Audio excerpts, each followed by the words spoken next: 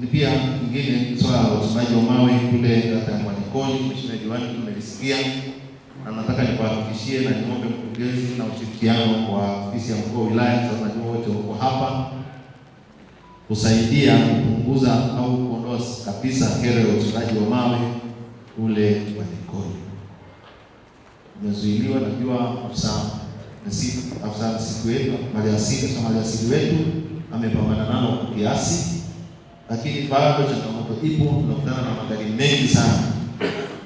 Kwa hiyo tumeomba ushirikiano wa diwani, uongozi wa kata, ushirikiano wa wananchi wa Mwanikoni kuhakikisha kwamba wanakataa wao wenyewe kuuza mawe yao, lakini pia maeneo yao kutembelewa na kuchimba mawe, lakini pia tubuni chanzo kipya cha kuwasaidia wana Mwanikoni kusudi waache kuuza mawe, wapate namna bora ya kuweza kupata kipato cha kusaidia jamii, kwa sababu wengine wanalalamika wasema ni sehemu ya kipato.